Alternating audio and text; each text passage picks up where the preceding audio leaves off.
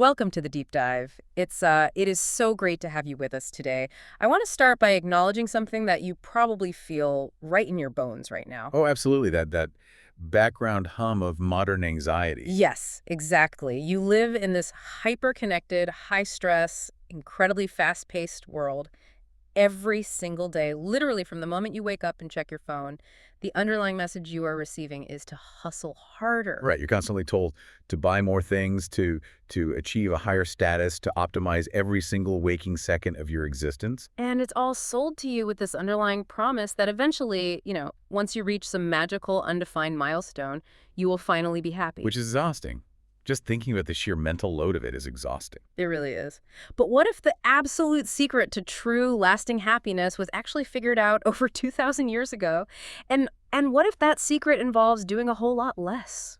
It is really profound proposition to throw at someone today, especially when you consider how deeply counterintuitive it feels to our modern sensibilities. Yeah, we are completely conditioned to believe that happiness is additive, right? Exactly. We think it's the sum total of our acquisitions, our achievements, our experiences. But the philosophy we are going to explore today just completely flips that entire paradigm on its head. And that is exactly our mission for this deep dive. We have a fascinating stack of sources in front of us today. We really do. We're pulling from comprehensive historical encyclopedias, wikis, and some incredibly insightful transcripts from YouTube channels like Philosophies for Life, Weltgeist, and Wireless Philosophy. Right, and all of these sources are pointing us toward one ancient Greek philosopher named Epicurus and the highly misunderstood philosophy that bears his name, Epicureanism. Misunderstood is definitely the right word for it. Okay, let's unpack this, because before we can even get to the life-changing stuff, we have to clear up a massive historical misconception right out of the gate. When you hear the word Epicure today, what is the immediate image that comes to mind? We really think of a foodie. Yeah, someone who loves luxury, decadence, incredibly expensive wines, 10-course tasting menus. Right. The modern usage of the word Epicurean definitely implies a connoisseur of the arts of life. We use it to describe someone who takes a highly refined, almost snobbish enjoyment in sensual pleasures. Like caviar and truffles. Exactly. Good food, rich drink. It brings to mind an image of total lavishness and indulgence. But the historical reality of the man himself is so far removed from that. The real Epicurus, the guy who started this whole movement in the ancient world, essentially lived on bread and water. You really did. To him, getting a small pot of cheese was considered an incredible, rare indulgence. He wasn't throwing wild, decadent banquets. He was actively preaching against them. And what's fascinating here is that Epicurus didn't just offer, simple lifestyle advice. He developed a complete integrated system. So this deep dive won't just be a dry history lesson about an ascetic Greek guy. No, not at all. We are looking at a highly practical toolkit for the mind. He brought together atomic physics, an empirical theory of knowledge, and a radical system of ethics. All designed with one specific goal in mind. Yes, an almost medical goal. Yeah. To cure human anxiety, he literally saw philosophy as a form of therapy for the soul. I absolutely love that framing. Philosophy as therapy. Not just thinking for the sake of thinking, but thinking to actually fix a problem in your life. Which is exactly what we need today. So to really understand how to use this toolkit, we need to understand the man who built it, who was Epicurus. Well, our sources tell us he was born in 341 BC on the Aegean island of Samos to Athenian parents. And think about the timing of his life. He grew up in the Hellenistic period. He is born right into the intellectual and cultural explosion that followed the conquests of Alexander the Great. Right. Alexander dies when Epicurus is just 7 years old, and suddenly the Greek world is expanding rapidly across the globe. The intellectual horizons were vastly widening. It was a time of immense cultural shifting. You have the rise of these massive Hellenistic kingdoms across the Near East. Which meant the old, tight-knit structure of the Greek city-state, the polis, was breaking down. People were feeling unmoored.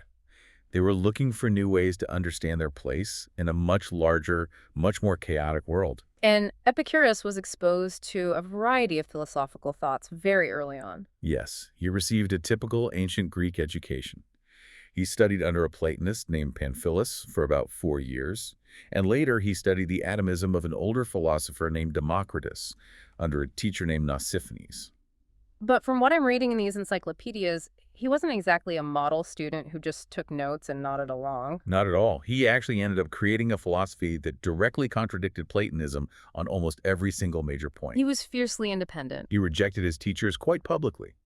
Over half of his core doctrines are flat-out rejections of Plato's ideas about the soul, about politics, and about the nature of the gods. Epicurus was so insistent on his own originality that he claimed to be entirely self-taught, right? He did. He openly referred to previous philosophers as confused. That takes some serious confidence to look at the towering intellectual legacy of Plato and say, yeah, this guy was confused, I've got a better idea. But he put his money where his mouth was.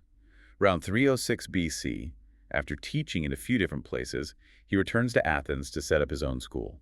And he doesn't rent some grand marble-columned hall. He buys a property that simply becomes known as the Garden. And the geographic location of the garden is symbolically perfect. He was situated right in Athens, located directly between the two major rival schools of the time. The Stoa, where the Stoics taught, and the Academy, which had been founded by Plato. Exactly. But the garden operated entirely differently from those institutions. It wasn't just a place for formal lectures. Our sources describe it as a living community of like-minded practitioners. I want to read the inscription that was reportedly written on the gate of the garden, which was recorded much later by the Roman writer Seneca. This is a great quote. Imagine walking down a dusty street in ancient Athens, feeling stressed, and you see a gate with this written on it. Stranger, here you will do well to tarry. Here our highest good is pleasure. If we connect this to the bigger picture of Athenian society, that inscription wasn't just a polite welcome sign. It was a radical manifesto. Epicurus was establishing a community that stood in stark contrast to the strict political and social hierarchies of Athens. The garden was incredibly progressive for its era. As a matter of foundational policy, it admitted women. Which, in ancient Athens, is a massive deal. Women were generally excluded from public intellectual life entirely. But the sources specifically mention individuals like Leontian and Nikidian who were welcomed into the garden. The records refer to them as courtesans, which is a loaded term, but in this context it meant they were afforded special freedoms to discuss philosophy, debate, and study just like any man in the community. It went even further than that. The garden also admitted slaves, treating them as absolute equals in the philosophical discourse. In a society where the economy and social structure relied entirely on the institution of slavery, inviting a slave to sit next to a free man and debate the nature of the universe was profoundly subversive. It really was. But there's a reason for it. It wasn't just a political statement. It was deeply tied to their scientific beliefs. Because they believed that literally all people are made of the exact same atomic material. Exactly. So metaphysically speaking, everyone is naturally equal. There is no inherent biological superiority of a king over a slave. The physics inform the ethics. Precisely. It was a community built on mutual respect and shared philosophical inquiry. They even created their own traditions to bind this diverse community together. The sources mention the observance of Icus, right? Yes, Icus was a monthly social gathering and feast held on the 20th of the Greek month. It was a time to celebrate Epicurus, to share food, and to reinforce their teachings. It operated almost like a civic religion, but it was a religion of humanity and friendship rather than a religion based on the fear of the divine. So true. Okay, so they are gathering in this garden, treating everyone as equals, and pursuing this concept of pleasure. And brings us right to the word that gets Epicurus in so much trouble. Hedonism. Right. Epicurus was undeniably a hedonist. He literally wrote that pleasure is the chief good in life, but he completely redefined what the word meant, didn't he? He radically redefined it. When we think of hedonism, we usually think of the Cyrenaic school of ancient Greece, which argued for maximizing physical thrills. Or we just think of the modern pursuit of sensory overload. But for Epicurus, the highest good wasn't about adding pleasure to your life.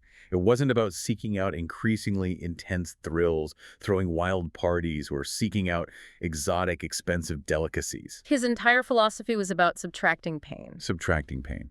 I want to pause on that because it's such a crucial distinction. It's not about trying to chase a high. It's about systematically trying to remove the lows. Yes, and he formalized this into two specific Greek concepts that represent the ultimate goals of human life. The first is aponia, which simply means the absence of physical pain in the body. And the second, and arguably the more important one for his psychological toolkit, is ataraxia. Ataraxia translates to the absence of mental disturbance, fear, or anxiety. It is a state of complete, unshakable imperturbability and tranquility. So, if I'm understanding this correctly, if you are sitting in that garden, your stomach isn't growling because you've had a little bit of bread, you aren't currently suffering from a disease, and your mind isn't racing with anxiety about your job, your status, or what people think of you, you have achieved the absolute peak of human happiness. That is exactly the Epicurean claim. To them, true happiness is simply the baseline state of existing without suffering.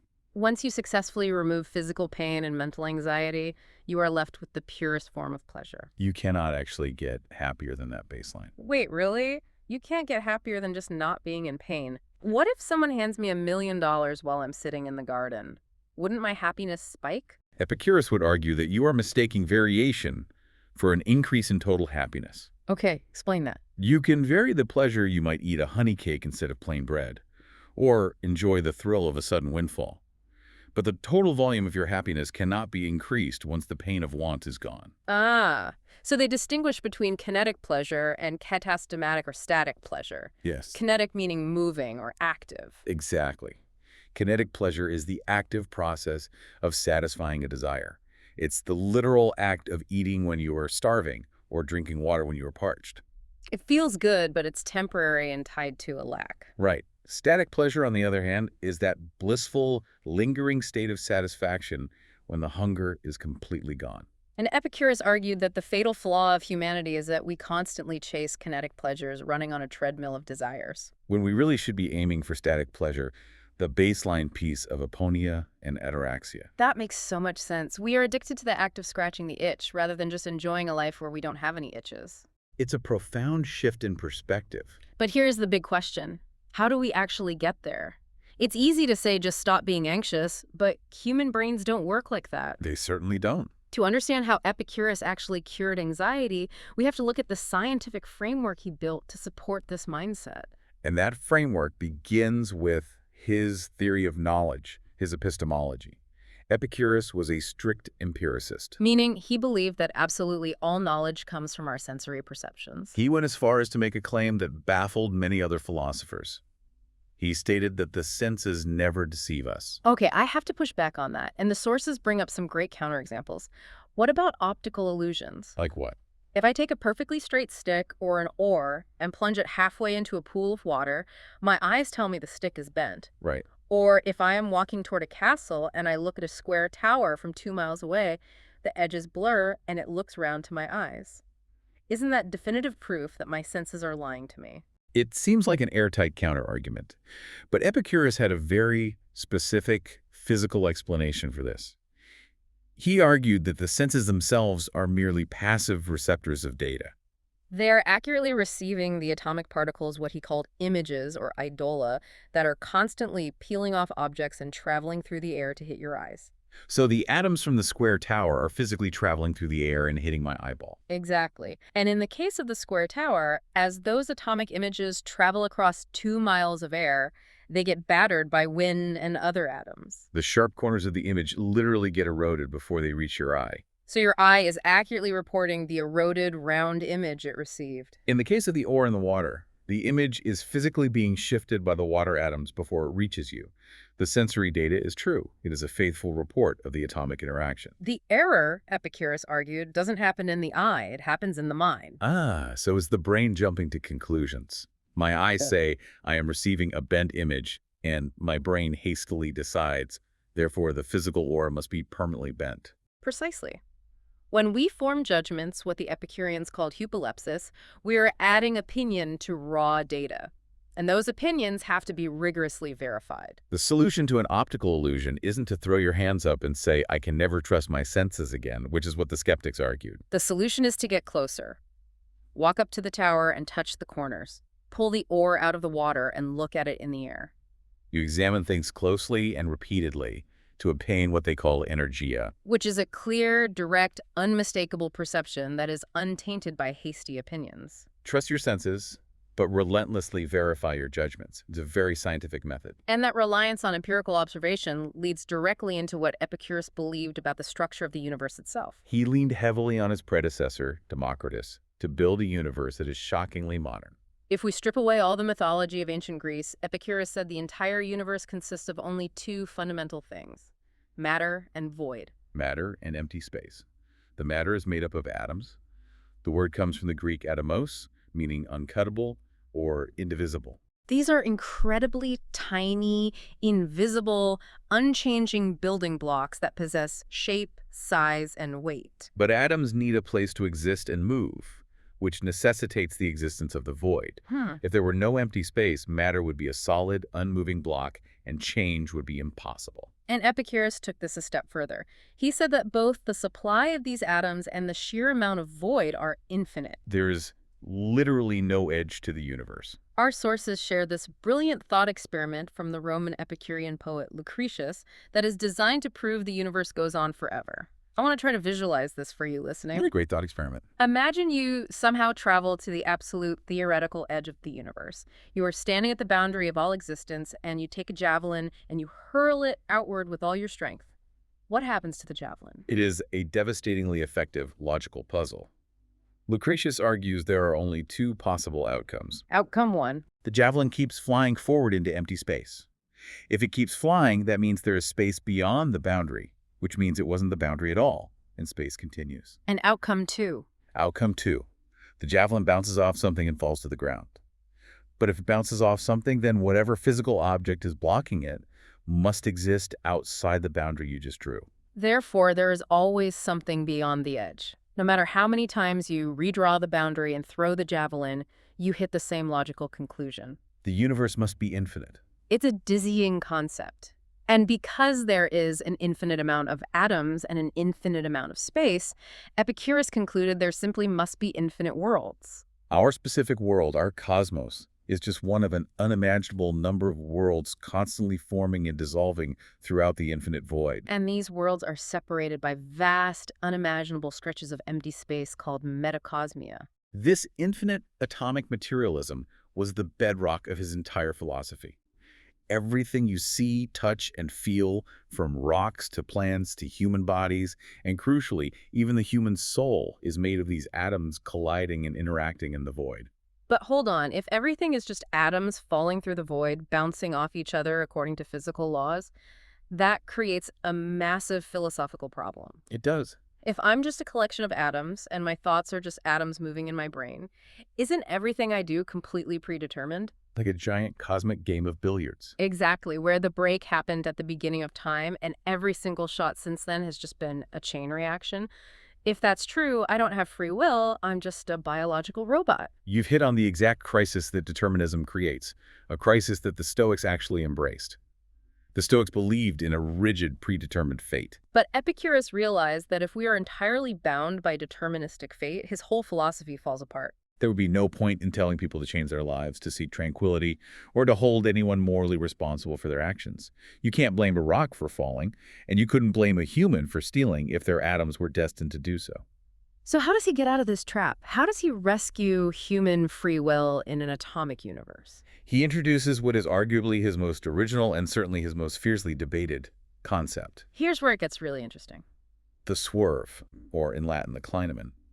Epicurus theorized that as atoms fall endlessly downward through the infinite void, moving at the exact same speed occasionally at completely indeterminate times and in completely unpredictable places, an atom will randomly swerve just a tiny, imperceptible bit off its expected course. Just a random twitch. No cause, no reason, it just shifts. Exactly, an uncaused, spontaneous deviation. This slight swerve is what originally causes atoms falling in parallel lines to collide, clump together, and form objects and worlds. But more importantly for you and me, this random, uncaused swerve is the physical basis for human free will. Let me make sure I'm grasping this. Because the very atoms that make up my mind have the capacity to spontaneously swerve, the chain of cause and effect is broken. My actions are not 100% predetermined by the physical events of the past. That random twitch creates a gap in the programming, a space where actual choice and agency can exist. That is the Epicurean view. By inserting a fundamental microscopic indeterminism into the laws of physics, Epicurus rescues human autonomy. He is telling his followers, you're not a prisoner of an unyielding cosmic fate. Your choices genuinely matter, and you possess the actual physical power to change the trajectory of your life and pursue tranquility. which is incredibly empowering. It takes the weight of destiny off your shoulders. He's laying it all out. The universe is just atoms and void. You have free will. The senses can be trusted. Now that we have the science down, let's actually fix your anxiety. Let's look at the prescription he wrote for the human condition. This brings us to the absolute core of Epicurean practice, the tetrapharmakos. The word originally referred to a very specific medical concoction used by Greek doctors. A salve made of 4 ingredients, wax, tallow, pitch, and resin, used to draw out infections. But the Epicureans adopted the term to encapsulate their psychological cure. A 4-part cure for the infected, anxious mind. Precisely. A later Epicurean philosopher named Philodemus summed it up poetically into 4 distinct maxims. The goal for any student of the garden was to memorize these lines, to chant them, and to meditate on them day and night. It was an ancient precursor to modern cognitive behavioral therapy, a way to systematically reframe your thinking when panic sets in. Let's walk through these 4 maxims together because honestly, they are deeply relevant to how you navigate your life today. Maxim number 1 of the cure, don't fear God. To truly grasp the weight of this maxim, we have to look at the terrifying psychological context of the ancient world. People live their entire lives under the constant looming terror of divine retribution. If a sudden thunderstorm rolled in and ruined the crops, it was because Zeus was actively angry with the village. If an earthquake shattered your home, Poseidon was seeking personal revenge. You'd be living in a state of constant paranoia. Every time you stub your toe, you'd wonder, did I accidentally offend Apollo this morning? It led to this endless cycle of expensive animal sacrifices, complex rituals, and sheer anxiety just trying to appease invisible forces. Exactly. This fear of the gods was a massive, suffocating source of human distress.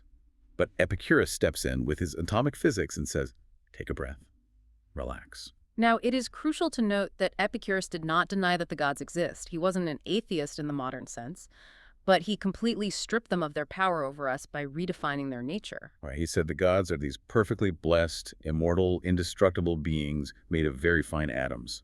But where are they? They aren't sitting on Mount Olympus watching us. He claimed they live out in the metacosmia, that vast, peaceful, interstellar void between the infinite worlds. And here is the brilliant logical crux of his argument. If the gods are truly perfect, truly happy, and perfectly blessed, then by definition, they cannot experience human emotions like anger, jealousy, or the petty desire to meddle in the messy, painful affairs of human beings. Think about it. To become involved in our world, to get angry at our sins, to keep a ledger of our wrongdoings, or to stress about managing the weather would inherently disrupt their perfect tranquility. They would lose their ataraxia if they had to babysit us. Exactly. Therefore, Epicurus concluded, they simply do not care about us at all. They exist in a state of blissful contemplation. They don't punish us, they don't reward us, and they definitely don't throw lightning bolts when we mess up. So, how does this translate for you listening right now in a world where maybe you don't worry about Zeus? Our sources draw a direct line to modern concepts like karma, the law of attraction, or the idea that everything happens for a reason. If you are passed over for a promotion you deserved or someone treats you unfairly, Epicurus would say it's complete folly to sit back and wait for cosmic justice. It's useless to hope the universe will eventually punish the person who wronged you. The universe is just atoms and void. It does not possess a moral compass. Right. So rely on yourself, rely on logic. If you are wronged, use human systems, have a difficult conversation, go to HR, get a good lawyer, use the justice system. Take actual agency over your own life here on Earth, rather than waiting for some supernatural intervention to balance the scales. It is a profoundly self-reliant, empowering worldview. Once you remove the deeply ingrained fear of divine punishment or the passive waiting for divine reward, a huge weight of anxiety is lifted from the mind. You are suddenly free to pursue a good, moral life, simply for its own sake, not out of a cowering fear of a cosmic enforcer. Which clears the mind perfectly for maxim number 2, which deals with the other greatest fear humanity has ever known. Maxim 2, don't worry about death. This is the universal terror. It's the anxiety that sits at the bottom of all other anxieties. Even just bringing up the topic of our own inevitable end makes us uncomfortable. But Epicurus tackled this dread head-on with some incredibly cold, beautifully hard logic. He formulated what is perhaps the most famous quote of the entire Epicurean tradition. He wrote, "Death is nothing to us, for that which is dissolved is without sensation, and that which lacks sensation is nothing to us." Death is nothing to us. It sounds almost too simple. How does he justify that? It stems entirely from his strictly materialist view of mortality. Remember the physics we just discussed. To Epicurus, the human soul is not some immortal, immaterial ghost piloting a meat machine. The soul is just a collection of very fine, highly mobile atoms dispersed throughout the physical body. It requires the container of the body to hold it together and create consciousness. So what happens the moment you die? The container breaks. Yeah. When the body dies, those fine soul atoms instantly scatter and disperse back into the infinite void. Because the atoms are dispersed, the sensory apparatus is completely dismantled. Therefore, consciousness absolutely ceases. The logic is bulletproof. You cannot experience death because when you are dead, there is no you left to experience anything. As the famous Epicurean epitaph that you'd find carved on their gravestones goes, I was not, I have been, I am not, I do not mind. It's the argument of the symmetry of time, which I absolutely love. Think about it this way. Think about the billions of years that passed before you were born. The Roman Empire rose and fell in blood. Dinosaurs violently roamed the earth. Galaxies collided. Did any of that infinite, chaotic past bother you? Did it hurt you? Were you stressed about it? No, because you didn't exist to perceive it. Exactly.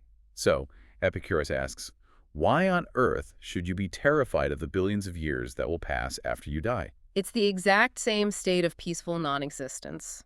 The time after your death will feel exactly like the year 1850 felt to you. Nothing. And by dismantling the fear of death itself, Epicurus simultaneously dismantled the terrifying cultural fear of the afterlife. In Greek mythology, people were paralyzed by the thought of Hades and the tortures of Tartarus. The sources mention the myth of Ixion, a king who was bound to a spinning wheel of fire for eternity as punishment by the gods. Or Tantalus, standing in a pool of water he could never drink. Epicurus taught that these stories are just ridiculous, deeply harmful superstitions designed to control people through fear. Yes, there is no fiery torment waiting for you.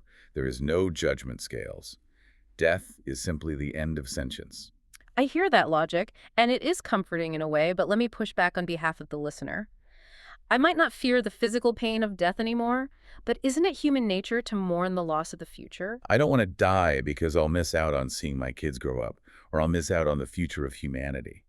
How did the Epicureans deal with the ultimate FOMO, the fear of missing out on life itself? That is a very modern way of framing it, and Epicurus anticipated it. His response would be that fearing what you won't be around to experience is fundamentally irrational and ruins the only thing you do have, the present moment. Fearing a future you will never consciously inhabit introduces suffering into a present life that might otherwise be perfectly pleasant. To quote the sources summarizing this mindset, life is meant to be lived by enjoying it, not by thinking what happens when it is over. If you internalize that your time is finite and that the end brings no pain, it forces you to focus with laser intensity on cultivating ataraxia right now. Don't let a fear of tomorrow poison today. Okay, so we've removed the fear of an angry God, and we've removed the fear of death. The mind is starting to clear up. We are ready for Maxim 3. Maxim 3. What is good is easy to get. This maxim specifically targets our insatiable desires, which Epicurus accurately identified as a massive engine of human unhappiness. We all run on a hedonic treadmill, constantly chasing the next purchase, the next promotion, the next milestone, believing that this time it will finally bring us lasting satisfaction. But it never does. To solve this, Epicurus created a brilliant psychological taxonomy of desires. He divided everything we want into 3 distinct categories to help us realize what we actually need to be happy. Let's break those down. Category 1 consists of desires that are natural and necessary. These are your undeniable biological imperatives. You need food so you don't starve. You need water to quench your thirst. You need basic shelter to protect you from the freezing cold. The absolute beauty of these specific desires is that they are extremely easy to satisfy, and more importantly, they are naturally limited. Right. Once your stomach is full of basic bread, you simply do not need any more food. The pain of hunger is gone. You've hit the cap. Then we move to category 2. Desires that are natural but unnecessary. These are essentially luxurious variations on our natural needs. You naturally need food, yes, but you do not need expensive beluga caviar or a decadent imported feast. You need clothing to stay warm, but you do not need a $300 designer t-shirt with a specific logo on it. Epicurus argued that these desires do not significantly increase our baseline happiness, but they require a tremendous amount of effort, money, and stress to obtain. Think about the modern equivalent mentioned in our sources. Imagine borrowing money from the bank at a high interest rate to buy a luxury car, simply to look successful to your neighbors, even when you can barely make rent on your apartment. You are creating immense financial anxiety. You're actively destroying your peace of mind, your ataraxia, just to satisfy a desire that isn't biologically necessary. A 20-year-old used sedan gets you to the grocery store just as well. Which leads us to the most dangerous category, the third, desires that are vain and empty. These are desires created entirely by societal programming and false beliefs. This includes the obsessive desire for immense wealth, political power, absolute fame, or even the desire for immortality. Why are these so much worse than wanting a nice car? Because vain and empty desires are uniquely toxic in that they are inherently limitless. There is no biological stopping point for fame. There's no amount of money where the brain says, okay, I am perfectly full of wealth now. No matter how much you get, you will always inevitably want more. Therefore, dedicating your life to pursuing them guarantees a life of perpetual frustration and anxiety. You are trying to fill a bucket with a hole in the bottom. So the ultimate Epicurean hack is to aggressively prune back your desires. Take a weed whacker to the vain and empty ones and highly moderate the unnecessary ones. Focus your energy almost entirely on the natural and necessary.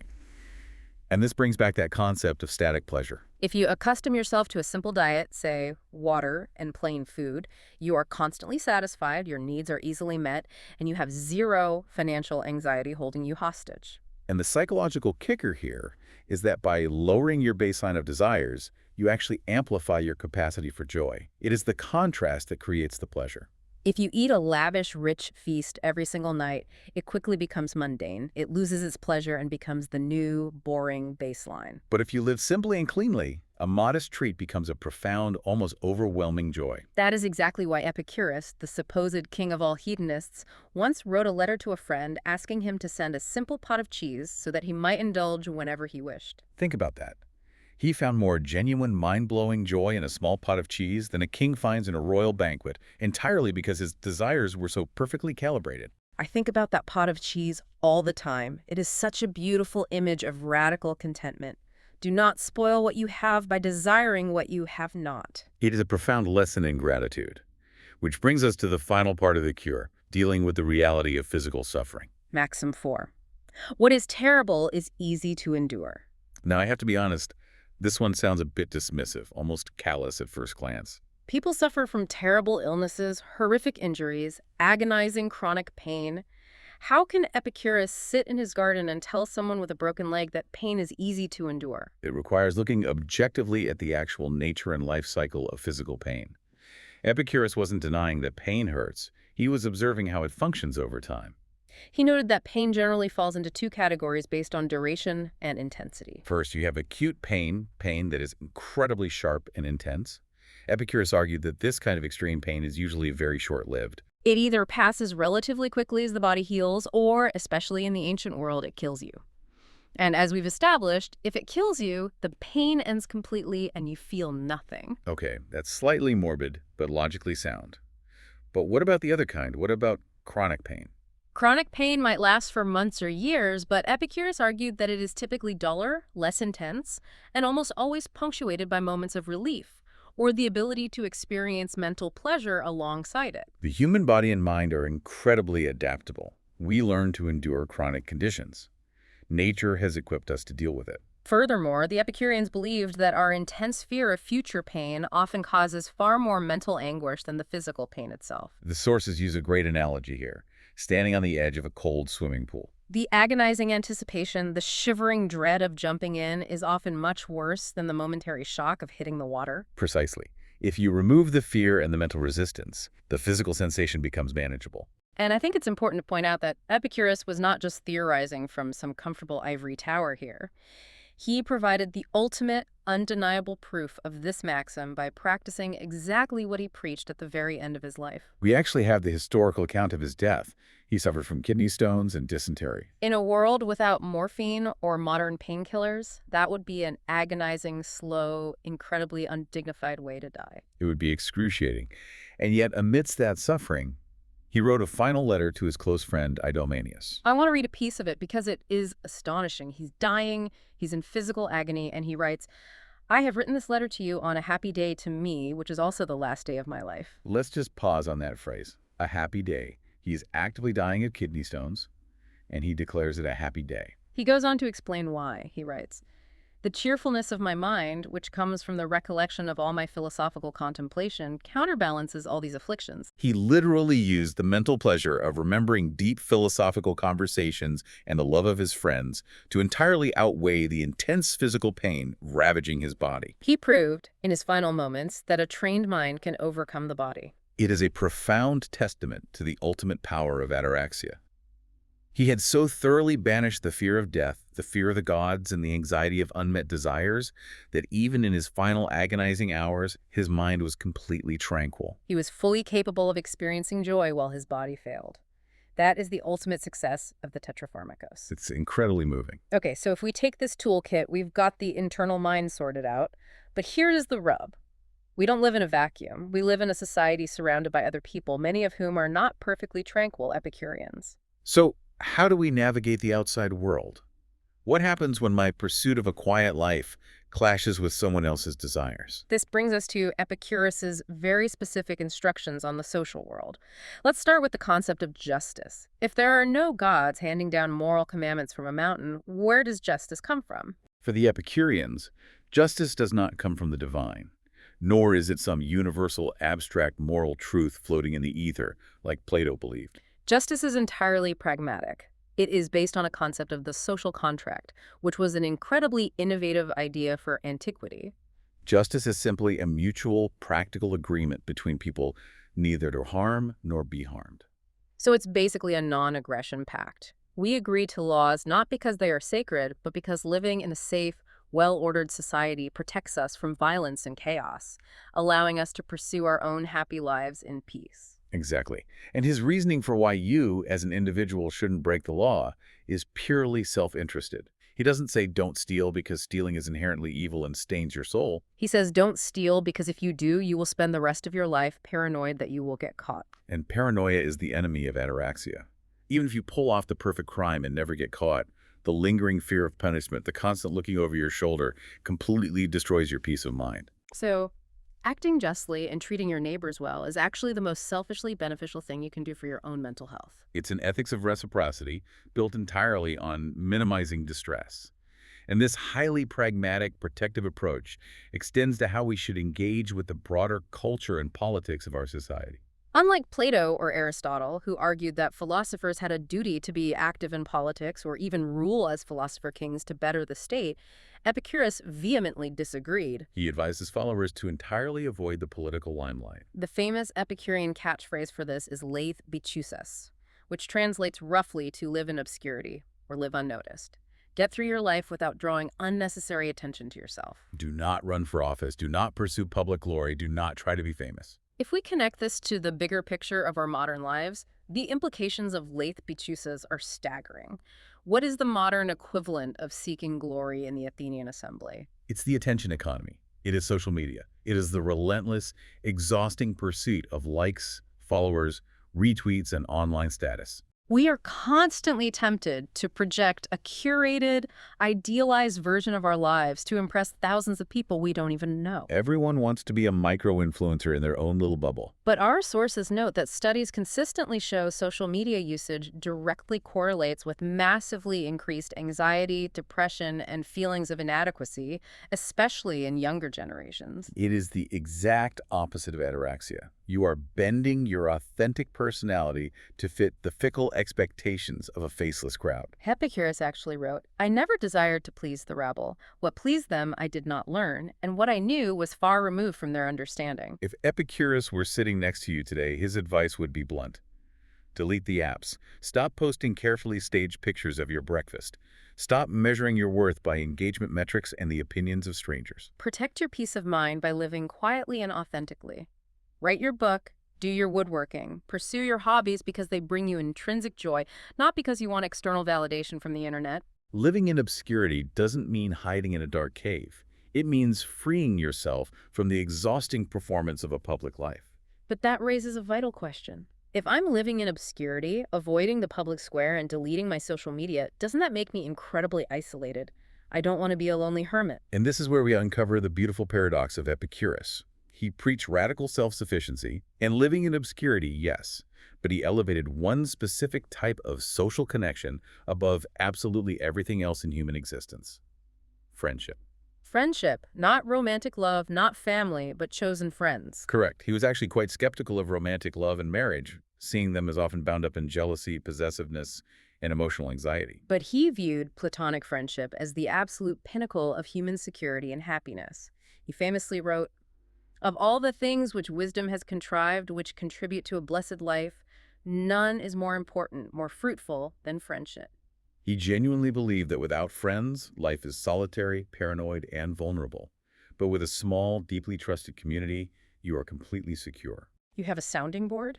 You can share your deepest fears, your goals, your struggles. You help each other actively overcome your character flaws and blind spots. And we see this modeled physically in the garden and in the network of Epicurean communities that spread across the Mediterranean.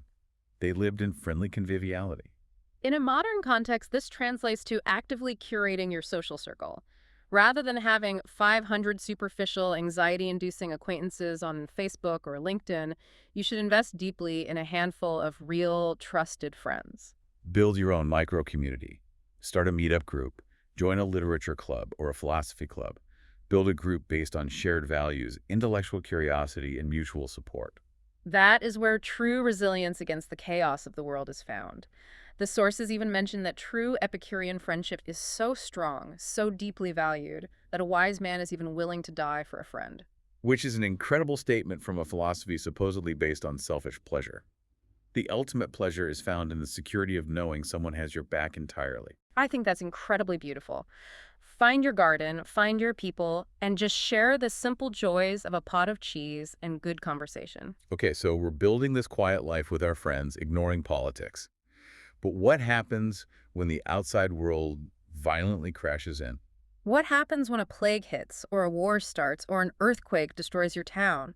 If the gods are out there, even if they are in the void, why do they let this happen? This brings us to a massive philosophical collision, often called the Epicurean paradox. So what does this all mean?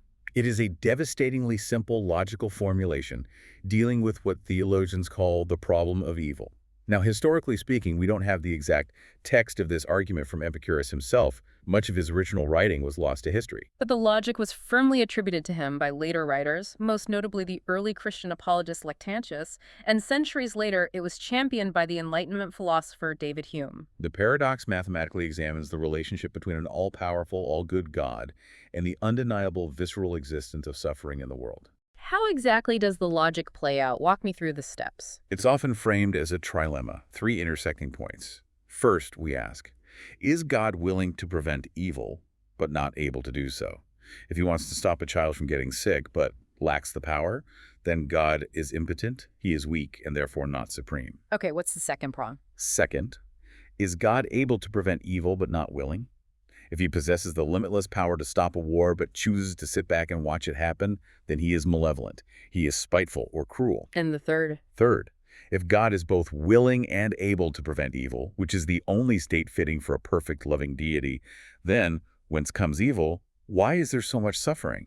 If he can stop it and wants to stop it, why doesn't he? It is a trap that has kept theologians awake for thousands of years. Now, this trilemma is frequently deployed today by modern thinkers as an argument for atheism. Look at the suffering, therefore God doesn't exist. But you mentioned earlier that Epicurus wasn't an atheist, so how did he use this paradox? Yeah, that's a crucial distinction. Epicurus didn't use this paradox to prove the gods didn't exist. He used it as empirical proof for his specific theology, that the gods exist, but because there is unchecked evil and random suffering in the world, they cannot possibly be managing it. The very existence of an earthquake or a plague is the ultimate proof that divine providence, the idea of God's guiding hand, does not exist. The gods are out there, perfectly happy, but they are entirely hands-off. And the Epicureans argued that otherwise believing in a god who demands sacrifices, who interferes in human affairs, who sends plagues to punish sinners, actually leads to terrible real-world consequences. The Roman Epicurean poet Lucretius pointed out that religious superstition doesn't make people better. It actively drives them to commit wicked deeds out of fear. Yes, Lucretius uses a very famous, very tragic example to prove this point. He cites the Greek myth of King Agamemnon. When the Greek fleet is trying to sail to Troy to fight the Trojan War, they're stuck without wind. The prophets tell Agamemnon that he has offended the goddess Artemis, and the only way to appease her and get favorable winds is to sacrifice his own innocent daughter Iphigenia on an altar. And he actually does it. He does it. Lucretius writes this haunting, beautiful poetry describing the sheer horror of a father slaughtering his weeping daughter on an altar, all while the priests look on approvingly, simply to get the winds to blow. Lucretius uses this horrifying image as the ultimate proof of the profound dangers of popular religion. When you believe the gods demand blood or vengeance or punishment, you are capable of justifying immense, unthinkable cruelty in their name. To the Epicureans, their philosophy of distant, unbothered gods wasn't just logically sound, it was morally superior because it permanently removed the justification for religious violence and holy wars. It's a heavy, incredibly potent argument, and you can see exactly why this philosophy, which sounds so peaceful on the surface, stirred up so much trouble. Which transitions us perfectly into the final phase of our deep dive, the long, strange survival of Epicureanism. Let's just state the obvious right up front. This philosophy of hanging out in quiet gardens, enjoying modest desires, and relying on friends became one of the most intensely, violently hated intellectual movements in human history. The animosity it generated over the centuries is truly staggering, and the hatred came from multiple directions, adapting to the eras. First, you have the Romans. The Roman Republic and later the Roman Empire were fundamentally built on the concept of virtus, which translates to manly virtue, strict duty to the state, military glory, and active civic participation. So telling a Roman general to go sit in a garden and ignore politics wouldn't go over well. Exactly. Epicureanism, with its explicit advice to avoid politics, to live in obscurity, and its elevation of pleasure as the highest good, was seen as deeply subversive, cowardly, and effeminate by the Roman elite. Cicero, the great Roman statesman and orator, absolutely deplored them. He lamented that Epicurean texts were taking Italy by storm, warning that they were actively undermining traditional Roman values and softening the youth. So the Romans hate them because they won't fight in wars or run for the Senate. But then comes an even bigger opponent, an opponent that almost wipes them off the map entirely, the rise of early Christianity. If the Romans disliked Epicureanism, the early Christian church fathers actively despised it. It was a fundamental, irreconcilable clash of worldviews. Think about the core tenets of Christianity. It teaches that a loving, providential God is intimately involved in human history, counting the hairs on your head. It teaches that the human soul is immortal, and that there is a profound afterlife involving ultimate judgment, reward in heaven, and punishment in hell. And Epicureanism denies literally every single one of those points. It denies providence, denies the immortality of a soul, denies the afterlife entirely, and elevates earthly pleasure as the sole goal of existence. From the perspective of early Christian theologians like Justin Martyr, Tertullian, and Lactantius, Epicureanism wasn't just a competing philosophical school, it was the ultimate dangerous heresy. It was a threat to the moral fabric of the universe. And that hatred carried deep into the Middle Ages, long after the garden was abandoned. The word Epicurean just became a universal catch-all insult for a glutton, a drunkard, or a degenerate. The intellectual nuances were completely erased. In Dante Alighieri's Divine Comedy, specifically the Inferno, where he tours hell, where does he put Epicurus? It's brutal. He places him deep down in the sixth circle of hell. Epicurus and his followers aren't just punished, they are locked inside open, flaming iron coffins for all eternity. And why? Dante specifically states it is because they committed the heresy of believing the soul dies with the body. That is how deeply the culture reviled this idea. It transcended Christianity, too. Even in rabbinic literature, the term Epicurus became a specific Jewish word used to describe a heretic who denies the world to come. By the 5th century AD, Epicureanism was essentially extinct as a living philosophy. St. Augustine famously declared that its ashes were so cold, not a single spark could be struck from them. Unlike Plato and Aristotle, whose ideas were carefully adapted and integrated into Christian theology by scholars like Thomas Aquinas, Epicurus was cast out into the intellectual wilderness for over 1,000 years. His texts were lost, destroyed, or left to rot. But those sparks weren't completely dead. They were just buried in the dirt, waiting for someone to find them. Fast forward to the year 1417, right at the dawn of the Renaissance, we have this dramatic, almost cinematic rediscovery. A manuscript hunter named Poggio Bracciolini is digging through the dusty library of a remote monastery in southern Germany, and he finds a copy of a book that had been lost to the wider world for centuries. It was De Rerum Natura, which translates to On the Nature of Things. It was the epic Roman poem by Lucretius that we mentioned earlier. This single manuscript preserved the entirety of Epicurean physics, atomic theory, and ethics in beautiful, persuasive Latin poetry. The rediscovery of this one book sent absolute shockwaves through European intellectual circles. Suddenly, the complete, eloquent defense of atomism, empiricism, and a secular ethics was back in circulation. But it was still incredibly dangerous to embrace it openly. You could be burned at the stake for denying the immortal soul. So how did it survive this time? It took until the 17th century for the rehabilitation of Epicurus to really gain traction, and it was spearheaded largely by a very unlikely figure, a French Catholic priest and scientist named Pierre Gassendi. Hold on. A Catholic priest reviving the ultimate heresy that Dante put in flaming coffins. How did he pull that off without getting excommunicated or worse? Gassendi was brilliant, both as a scientist and a theologian. He wanted to offer a modern empirical alternative to the old Aristotelian physics, which heavily dominated the era. He knew atomism was the right scientific path. So he took Epicurus's atomic theory and explicitly modified it to make it palatable to Orthodox Christianity. He essentially performed theological gymnastics. Instead of saying atoms are eternal, uncreated, and infinite, which removes the need for God, Gassendi argued that God created a finite, though massively large number of atoms at the exact moment of Genesis. God set the atoms in motion. Wow. He literally baptized the atom. Exactly. By doing this, he removed the terrifying stigma of atheism and made it culturally safe for the burgeoning scientific revolution to embrace atomism as a physical model. He paved the way for thinkers like Robert Boyle and Isaac Newton to use atomic theory without fear of the Inquisition. And from there, the ideas just explode into modernity. The philosophy that started with a guy eating bread with his friends in an Athenian garden ends up influencing a vast, entirely contradictory spectrum of world-shifting political thinkers. And we'll just note here impartially how incredibly wide this influence spread without endorsing either side. On one hand, you have Thomas Jefferson, a founding father of the United States. He wrote a letter in 1819 famously declaring, "I too am an Epicurean." He genuinely believed Epicurus possessed the most rational system of moral philosophy surviving from antiquity. It profoundly shaped his view of the pursuit of happiness in the Declaration of Independence. And on the complete other end of the political and economic spectrum, you have Karl Marx. As a young man, Marx's doctoral thesis was actually a Hegelian dialectical analysis of the differences between the atomic theories of Democritus and Epicurus. Marx was deeply drawn to Epicurus's materialist worldview and his aggressive rejection of religious superstition, seeing Epicurus as an ancient champion of human freedom and autonomy against the oppressive forces of deterministic fate. It is wild. Thomas Jefferson and Karl Marx, two figures who represent completely opposite poles of modern political thought, both finding foundational inspiration in the exact same ancient philosophy. It just goes to show the immense hidden power of Epicurus's ideas once they were finally dug out of the dirt.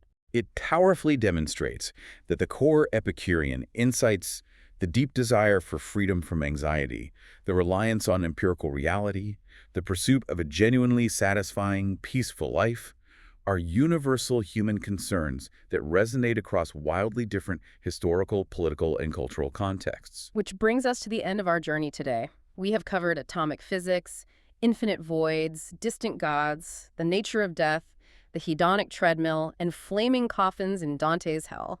But let's bring it all back to you, the person listening right now. What is the ultimate value of this deep dive for your life tomorrow morning? The profound value lies in realizing that you have permission to stop. You do not have to participate in the endless, exhausting race for more status, more wealth, or more online engagement. To be an Epicurean today doesn't mean eating caviar. It means stepping off the hedonic treadmill. It means recognizing the limits of your natural desires. It means looking around and understanding that if you have a roof over your head, a reliable source of water and basic food, and a few truly close, trusted friends with whom you can share your thoughts, your fundamental needs are met. You already possess the raw materials required for the highest possible state of human happiness. Exactly. When you feel that familiar anxiety rising in your chest, when your boss is demanding more, or the bills are looming, or scrolling through social media makes you feel entirely inadequate, use the tetrapharmacos. Reason your way out of the panic. Remind yourself that the universe is vast, that your physical pain will eventually pass, that death is nothing to fear because you won't be there to feel it, and that the things you truly deeply need for a good life are already within your grasp. You can cultivate your own ataraxia. It is fundamentally a philosophy of subtraction. Subtract the false beliefs, subtract the vain desires, subtract the fear, and what you are left with is peace. And I want to leave you with a final thought to mull over, something that builds on everything we've explored today. What's that? If Epicurus is right, if our minds and bodies are just temporary, spectacular collections of atoms drawn together by a random swerve for a brief moment in the infinite void, destined to quietly dissolve back into that same void, then perhaps the ultimate act of rebellion in our modern, hyper-capitalist, attention economy world isn't achieving more. It isn't buying more. It isn't shouting the loudest on the internet to be remembered. Perhaps the ultimate rebellion is simply looking at the ordinary, quiet life you already have right now and choosing to be completely, radically satisfied. Thanks for joining us on this deep dive. See you next time.